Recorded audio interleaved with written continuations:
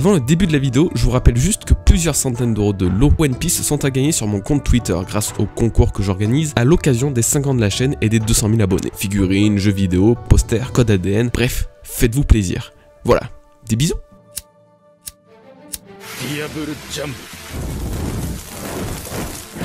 Yo les bros. Eh ben j'espère que vous allez bien les petits potes, ça fait longtemps qu'on ne s'est pas retrouvés dans une vidéo sur les fruits du démon. Voici donc le 3e épisode sur 5 fruits du démon spéciaux dans One Piece. Je comptais en faire un épisode par an pour pas trop tirer sur la vache à lait. Hop, combiner 2 expressions, c'est fait. Puis je pense que j'aurai moins de plaisir à en faire et vous aurez moins de plaisir à en regarder si elle devenait trop récurrente, même si elle fonctionne plutôt bien. D'ailleurs ça sera sans doute le dernier épisode de cette petite série de vidéos. Mais vous savez quoi, on va tester un truc que je n'ai encore jamais fait sur la chaîne. Si cette vidéo atteint, et attention je parle bien de l'épisode numéro 3 précisément, les 20 000 pouces bleus, alors je réfléchirai à un ultime 4e épisode qui pourrait clore à la perfection cette mini-série. Ça paraît trop énorme pour y arriver, mais vu que vous défoncez les likes à chaque fois, allez, on tente le coup. Puis moi aussi j'ai envie de faire comme les youtubeurs après tout. Bref, laissez un like si vous l'aimez, laissez un dislike si vous l'aimez pas, abonnez-vous si vous le désirez, mais quoi qu'il en soit, commençons cette vidéo. Le Gazu Gazu no Mi de César Clown. Dans le dernier épisode des fruits du démon spéciaux, le Doku Doku no Mi de Magellan a tout naturellement été cité. Je crois que ce fruit est estimé par la grande majorité des lecteurs de One Piece, tant sa puissance est grande et l'utilisation qu'en fait Magellan était ingénieuse. Mais parmi les fruits du démon liés au poison et ceux qu'on pourrait qualifier de mortels, le Gazu Gazu no Mi est sans conteste dans le top des fruits les plus incroyables, les plus polyvalents et les plus vicieux également. On a tendance à peu en parler ou du moins à le sous-estimer car il est détenu par César Clown, qui est drôle mais pas franchement intéressant, on va pas se le mentir. La première technique qui me vient en tête est Karakuni, qui va absorber tout l'oxygène autour de lui, ce qui va donc logiquement asphyxier les personnes dans la zone d'effet. En plus de pouvoir entraîner la mort, c'est aussi la perte de connaissance que cela peut provoquer. Alors oui, c'est con à dire, hein, mais faut quand même se rendre compte que seulement face à César Clown, Luffy, Franky, Robin, Smoker et Tashigi se sont retrouvés inconscients face à lui. Non mais gros, moi ça m'a rendu fou. Des mecs aussi puissants auraient pu mourir de la façon la plus débile qui soit. Bref, on va se calmer, c'est que le début de la vidéo. Cette espèce de létalité passive du Gazu Gazu no Mi m'a toujours étonné puisqu'il met en avant un ennemi invisible, mortel, se trouvant absolument partout.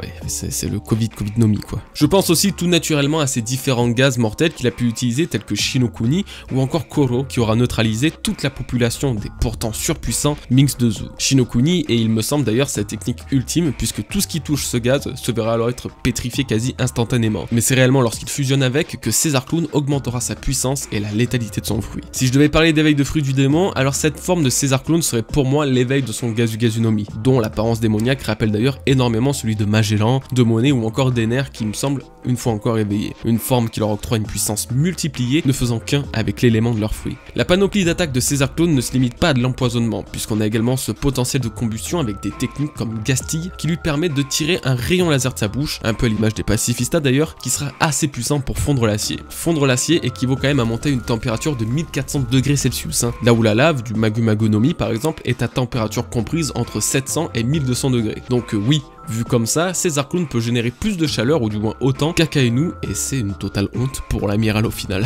Bon et bien sûr en tant que fan absolu de Star Wars, je ne peux pas m'empêcher de mentionner sa Blue Sword hein, qu'il aura créé toujours grâce à son gaz.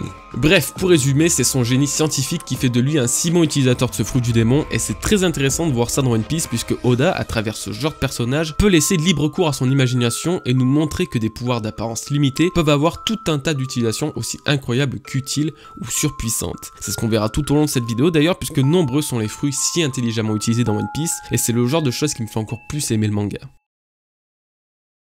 Le Nikyu Nikyu no Mi de Bartholomew Kuma. Le fruit des coussinets en français aura sauvé la mise pas moins de 3 fois Luffy et ses potes en l'espace de quelques jours. Extraire toute la douleur de Luffy et accessoirement lui permettre un rétablissement quasi instantané, dégager un pacifista à l'autre bout du monde pour sauver Usopp et dégager en fait carrément l'intégralité des Mugiwara épuisés avant qu'un amiral ne vienne les cueillir, prêt à être délicatement déposé à Impel Down. Clairement, la vie n'aurait pas été la même sans Kuma et son fruit du démon. Bon, justement, parlons-en en détail car c'est un peu le but de la vidéo, mais le Nikyu Nikyu no Mi est sûrement l'un des fruits du démon les plus incroyables de l'œuvre. Si vous avez oublié ou peut-être même jamais compris le principe de ce fruit, eh bien il permet tout simplement de tout repousser. Que ce soit une roche ou quelque chose de plus abstrait tel que l'air, voire même carrément la douleur, rien ne résiste au pouvoir de ce fruit. Sur le plan offensif, c'est déjà une grosse dinguerie. Sa capacité à repousser l'air à la vitesse de la lumière lui permet alors de générer des attaques transperçant absolument tout sur son passage, roche inclus. L'ingéniosité de Kuma leur a mené à carrément créer une bombe en comprimant l'air, une fois de plus car c'est ces petits coussinets trop pipous là. qui délivrera une puissance incroyable. Mais outre l'attaque, la puissance et tous ces trucs, c'est surtout l'utilisation à côté qui me fait rêver. Notamment sur la défense, lorsqu'il repousse absolument tout, toujours grâce à ces petits coussinets trop pipou là. On l'a vu repousser les lames d'air de Zoro qui parviennent normalement à briser la pierre. Mais alors, la capacité défensive de ces coussinets est infinie. C'est-à-dire que le slash de Mihawk, hop, il est dévié. Le Ikoku de Mama, dévié aussi. Le Boro-Bresse de Kaido, easy. Non mais c'est vraiment abusivement fort. D'ailleurs, je crois qu'Oda avait certifié dans une interview datant du 31 février dernier que Kuma était la raison pour laquelle Roger était parti se faire exécuter par la marine. Il était pas du tout malade en fait, c'est juste que Kuma voulait qu'il lui relève tous ses secrets et se dégonfler de Roger a préféré se suicider et mettre ça sur le dos de la maladie. Bref, une sombre histoire de One Piece. Revenons-en à notre fruit du démon. Donc, puissance incroyable. Capacité de défense incroyable aussi, et sans oublier de mentionner sa capacité à extraire la douleur d'un corps comme nous l'avons vu dans cette scène légendaire où l'illustre Roronoa Zoro se sacrifie pour endurer toute la douleur de son capitaine. Alors on ne connaît pas l'histoire autour de cette technique, ni si elle a un véritable contre-coup, mais ça reste pour moi l'une des plus impressionnantes de tout l'univers de One Piece. Dans une envergure différente mais tout aussi folle, sa capacité à pouvoir faire voyager les gens. Vous savez bien, lui qui était à l'origine de la séparation des Mugiwara, même si on a un peu chialé au début, il aura quand même permis de voyager gratuitement jusqu'au bout du monde. En gros, le Nikkyo Nikyonomi est le fruit qui va mettre en déficit toutes les compagnies aériennes. Le seul bémol, c'est que tu sais pas où tu pars en fait. Non, parce que Kuma a quand même la décence d'un côté de te demander où tu vas, mais de l'autre, il attend pas la réponse pour t'y envoyer. Après, écoutez, moi je juge pas, mais d'un point de vue commercial, je suis désolé, ça passe pas trop. Allez, avec un peu de sérieux, c'est là encore un pouvoir totalement fou, mais surtout mystérieux. Comment Kuma a-t-il su où envoyer Zoro, Nami, Luffy, etc.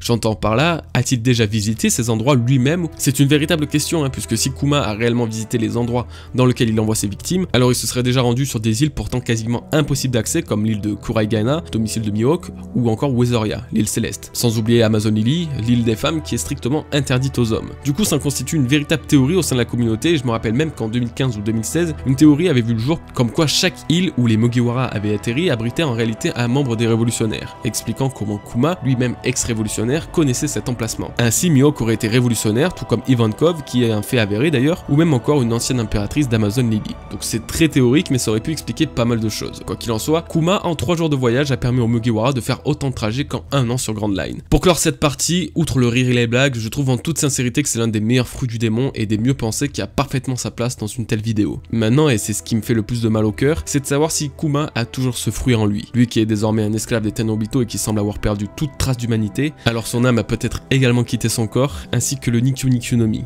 qui était lié à celui-ci.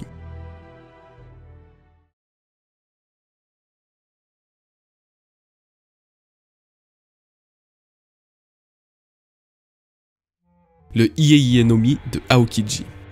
Forcément, comment faire une vidéo sur les fruits spéciaux sans mentionner celui d'un amiral? Le heureux coup du hasard a fait que chaque amiral a obtenu un des fruits du démon les plus puissants de l'univers de One Piece. On a pu voir celui de Kizaru dans le dernier épisode, cette fois-ci voyons celui d'Aokiji. Le fruit de la glace représente tous les fantasmes des lecteurs de One Piece reliés au fruit de l'eau. Théorisé moult et moult fois, un fruit du démon contrôlant l'élément qui constitue leur plus grande faiblesse incarnerait alors la puissance ultime. Mais finalement, en avons-nous réellement besoin? Dans les centaines de fruits du démon créés par Oda, facilement 5 sont basés sur l'élément de l'eau comme j'ai pu l'analyser dans l'un de mes épisodes des questions One Piece. Le Ieie-Nomi en fait donc partie et rien que pour ça, il est exceptionnel et ses pouvoirs d'ailleurs le sont tout autant. L'une de ses plus grandes démonstrations de force reste à mon sens la première utilisation de son fruit du démon vue dans le manga. Il gèlera instantanément la mer sur plusieurs kilomètres ainsi que toute forme de vie telle que les monstres marins qui sont pourtant de véritables colosses. Pareil concernant des personnages comme Doflamingo, connu et reconnu pour sa puissance en tant que Shishibukai qui se retrouvera littéralement gelé, pris dans la glace en 1/10 de seconde. Si Aokiji avait eu l'envie à ce moment précis, il aurait pu lui briser les jambes, les bras ou même lui exploser la tête puisqu'il était dans un état de vulnérabilité extrême. Ça a été le cas pour Diamond Jaws qui aura vu son bras se faire briser d'ailleurs en 1000 morceaux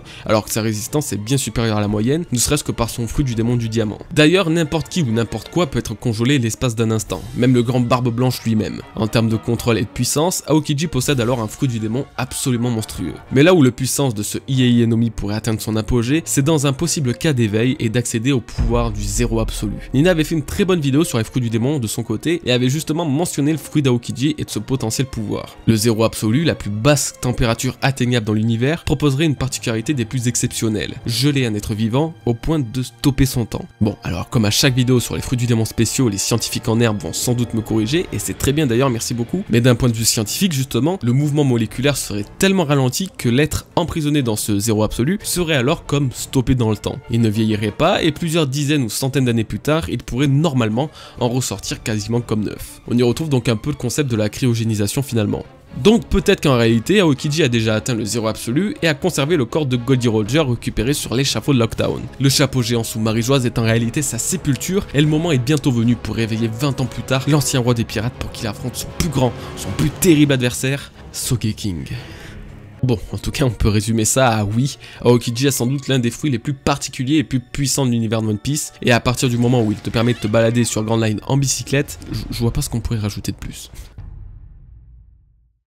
Le Kage Kagenomi de Moria. L'un des plus puissants fruits du démon par l'un des plus puissants personnages de tout One Piece. Depuis 2 ans, c'est-à-dire lorsqu'il a débarqué tout seul avec juste sa paire de... que Moria a commencé à me fasciner. Je me suis rendu compte à ce moment-là à quel point ce personnage, ayant été vaincu uniquement par l'esprit shonen et par la force du scénario, était en réalité surpuissant. On parlera de ce dieu vivant plus tard, concentrons-nous sur son fruit. Les pouvoirs de l'ombre que Moria possède lui permet alors une chose encore jamais vue dans One Piece, faire marcher les morts. Grâce aux ombres récupérées au préalable sur un adversaire, il pourra animer un corps sans vie en lui transférant une fameuse ombre justement. Moria possède alors une armée quasiment invincible pour peu que ses sujets soient aussi puissants que lui. La meilleure preuve à ça reste le géant Oz. Ce démon mort il y a plusieurs centaines d'années avait une puissance suffisante pour terrasser Kaido et faire de Moria le roi des pirates. Bon, ça c'est la version officielle, hein, mais on sait très bien que ça ne serait pas déroulé comme ça. Mais pour vous faire réaliser à quel point Moria aurait réellement pu péter le game, c'est s'il avait eu plusieurs géants comme Oz, genre Oz Junior ou encore des géants d'Elbaf. Si Moria avait été maître d'une armée de puissants guerriers déchus, en toute sincérité il aurait tout simplement tout explosé. Imaginez une seule seconde, même si c'est un peu glauque, que l'utilisateur du Kage Kagenomi récupère les corps sans vie de Barbe Blanche, Goldie Roger, Oden Kozuki ou encore Rox Ditchebek. Ressusciter de telles légendes, de telles forces de la nature, mettrait n'importe qui au sommet. Un équipage composé de telles légendes avec un aspect très film d'horreur et tout, non, franchement ça serait ouf. Même Sun Jingwoo se serait incliné. Bon, avec des si on changerait le monde, c'est typiquement un scénario de fanboy, mais le potentiel accordé par le fruit des ombres est littéralement délirant qu'on peut vite se laisser prendre au jeu. Après, il doit aussi obtenir une ombre qui est à la hauteur du corps puisque c'est elle qui ira apporter une puissance supplémentaire. On va dire que le corps de Goldie Roger, avec l'ombre de Chopper, ne donnerait sans doute pas le résultat le plus optimal. Justement, parlons des ombres.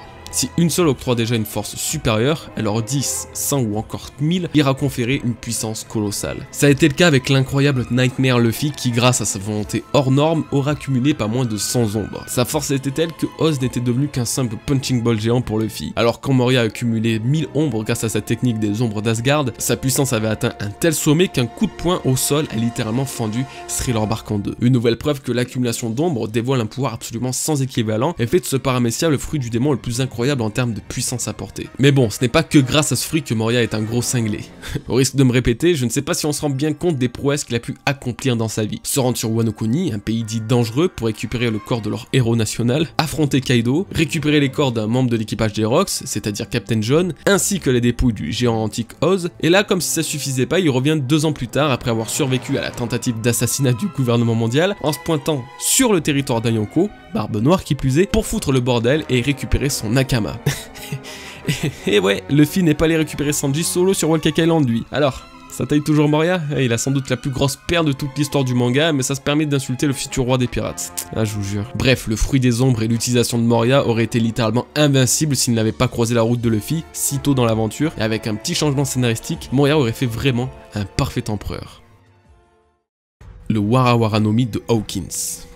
Un fruit du démon qui, en plus d'être réellement spécial, a également une utilisation des plus mystérieuses. Sans être fan d'Hawkins, je le suis beaucoup plus de son fruit et de ses véritables pouvoirs qui sont du jamais vu dans One Piece. Les pouvoirs du Wara Wara no Mi ont été dévoilés lors de l'introduction de Hawkins sur l'archipel de Sabaody, mais n'a été nommé que durant l'arc de Wano. C'est donc à partir de cet arc que nous avons pu comprendre un peu mieux son fonctionnement, ou du moins essayer de mieux comprendre son fonctionnement. L'un des principaux atouts de ce fruit est les multiples vies qu'il ira conférer à son utilisateur. Avec sa technique Strawman, il peut créer une poupée possédant un lien vital avec une personne qu'il stockera à l'intérieur de son propre corps. Chaque dégât qu'Hawkins subira sera alors automatiquement transféré à l'une des poupées de paille stockées. Lui s'en ressortira comme neuf alors que l'homme qui aura un lien vital avec la poupée en question se retrouvera donc endommagé. Non mais quelle p*** de technique de merde n'empêche. D'un autre côté, il a des aptitudes hyper intéressantes, comme sa transformation en une sorte de monstre de paille qui le rendra plus efficace au combat rapproché, ou même l'entité démoniaque qu'il invoque et qui ressemble presque à l'éveil de son fruit d'ailleurs. Cette dernière a justement une utilisation assez peu commune qui se base sur la chance. Après avoir invoqué cette horreur, Hawkins utilisera alors des cartes de tarot qui dicteront les attaques de son invocation.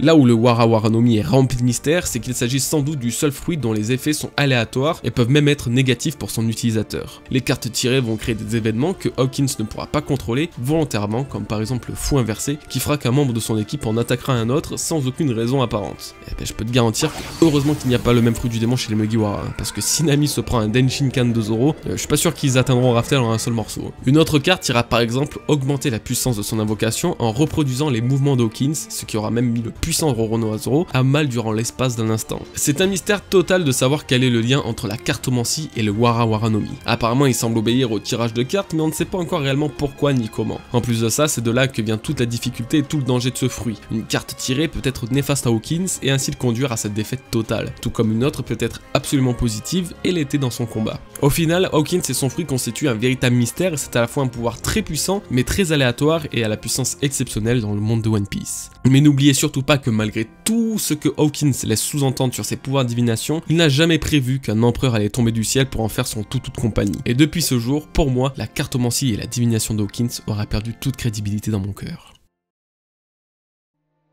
On arrive à la fin de cette vidéo les bros. Eh bien j'espère qu'elle vous aura autant plu que d'habitude. Moi comme à chaque fois j'ai pris un plaisir absolument dingue à la faire. Bon, on essaye de faire le challenge des 20 000 likes sur cette vidéo. Je compte sur vous. De cette façon on tentera l'ultime et incroyable épisode final des fruits spéciaux dans One Piece. Super titre. Si vous avez un autre format qui pourrait alors éventuellement remplacer celui-ci après son épisode final, alors n'hésitez pas à laisser votre petit message dans la section commentaires. Merci à tous d'avoir suivi cette vidéo et mes conneries. On se donne rendez-vous très bientôt. Mais en attendant, portez-vous bien les bros. Peace.